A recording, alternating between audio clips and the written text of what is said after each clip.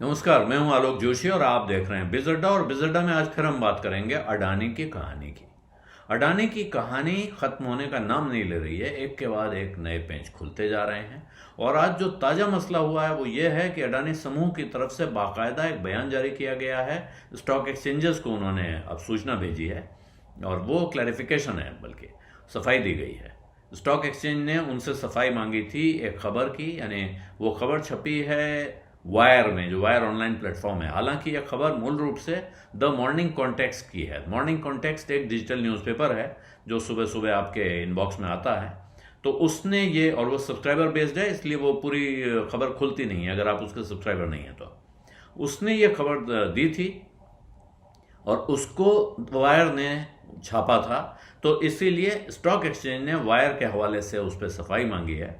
और उसमें कहा गया था कि साहब, एसीसी और अंबुजा जो दो कंपनियां खरीदी गई हैं, सीमेंट कंपनियां, इनका असली मालिक अडानी समूह नहीं है बल्कि विनोद अडानी है। विनोद अडानी अडानी समूह के चेयरमैन गौतम अडानी के बड़े भाई हैं और वो विदेश में रहते हैं। और माना जाता है कि अडानी समूह के रोजमर्रा के कामकाज से उनका कोई वास्ता नहीं है। ऐसा अडानी समूह ने खुद, जब हिंडनबर्ग की रिपोर्ट के जवाब में 400 पेज का जो जवाब दिया था उन्होंने, उसमें लिखा भी था कि विनोद अडानी का इस समूह के कारोबार से कोई डे टू डे रिश्ता नहीं है। लेकिन अब जो अडानी समूह की तरफ से स्टॉक एक्सचेंज को क्लैरिफिकेशन दिया गया है, उसमें क्या कहा गया है? वहां वो कहते हैं, we would like to submit, हम बताना चाहते हैं, that Mister Gautam Adani and Mister Rajesh Adani are individual promoters of various listed entities within the Adani group. ये अडानी समूह की तमाम लिस्टेड कंपनियों के इंडिविजुअल प्रमोटर हैं, व्यक्तिगत हैसियत में उसके प्रमोटर हैं। और विनोद अडानी इनके इमीडिएट रिलेटिव यानी निकट संबंधी हैं इन इंडिविजुअल प्रमोटर्स के। इसीलिए as per applicable Indian regulations, भारतीय कानूनों के तहत, भारतीय कानूनों के दायरे में, विनोद अडानी अडानी समूह की तमाम लिस्टेड कंपनियों के प्रमोटर ग्रुप का हिस्सा हैं।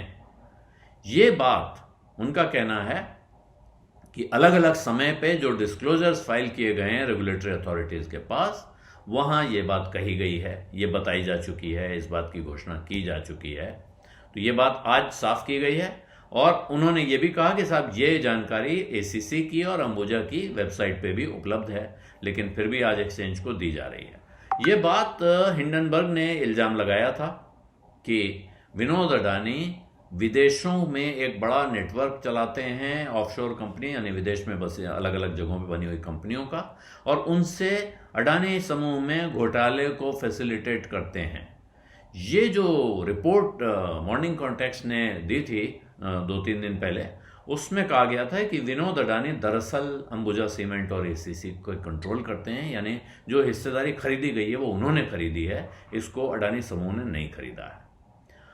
पिछले साल सितंबर में अडानी समूह ने यह बात कही थी, ऐलान किया था और एक्सचेंजेस को इन्फॉर्म किया था कि उन्होंने स्विट्जरलैंड की सीमेंट कंपनी होलसिम, एक बड़ा भारी, दुनिया की सबसे बड़ी कंपनियों में है होलसिम, उससे उन्होंने उसका भारत में सीमेंट का पूरा कारोबार, यानी अंबुजा और एसीसी की कंट्रोलिंग हिस्सेदारी $10.5 बिलियन में खरीदी है।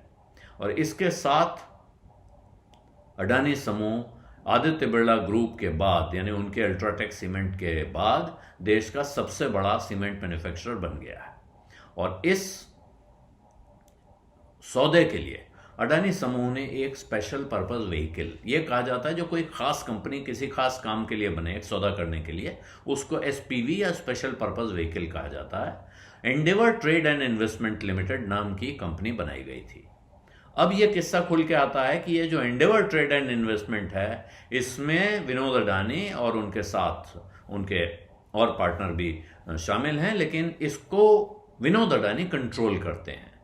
जब ये बात सामने आती है, वो कह रहे हैं कि ये बात कि एसीसी लिमिटेड और अंबुजा सीमेंट को एक्वायर करने वाली company Endeavour trade and investment limited के एक्वायरर, ये के जो प्रोमोटर हैं, ये अडानी ग्रुप को बिलोंग करती है, यानी कंपनी बिलोंग करती है, प्रोमोटर भी बिलोंग करते हैं। ये पब्लिक ऑफर डॉक्यूमेंट में लिखा हुआ था पेज नंबर 22 पर। ये 19 अगस्त 2022 को ये डॉक्यूमेंट जारी हुआ था, उसमें पेज नंबर 22 पे लिखा हुआ था। और साथ में ये जो वेबसाइट्स में बता रहा हूं वहां भी लिखा हुआ है, ये समूह की तरफ से एक बयान में कहा गया है। अब ये नए सवाल क्या खड़े कर रहा है?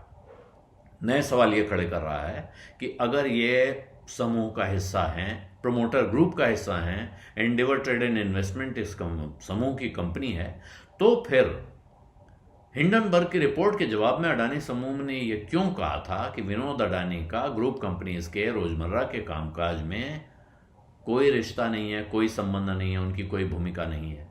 और इसके साथ अब यह सवाल नए तरीके से उठ रहा है कि क्या अडानी समूह के तमाम कारोबार, उनके व्यापार और उनके विदेश से लेन देन के मामलों की जांच होने की आवश्यकता है।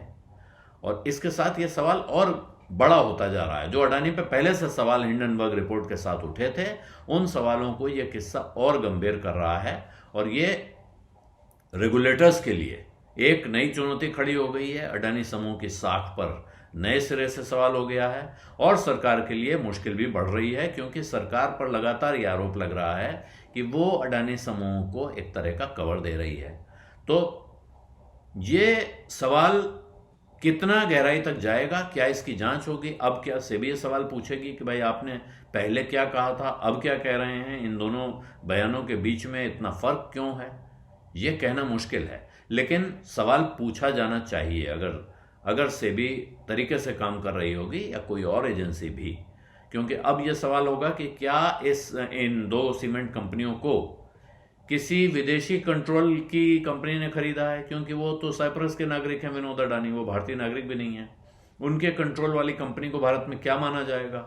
तो फिर हमारे देश की दो सबसे बड़ी सीमेंट कंपनियां अगर चली गई हैं उनके हाथ में, जो अंबुजा और एसीसी, जो आदित्य बिरला ग्रुप के अल्ट्राटेक सीमेंट के बाद देश का दूसरे नंबर का सबसे बड़ा सीमेंट प्रोडक्शन कैपेसिटी है जिनके पास, तो क्या ये चिंता की बात नहीं होगी?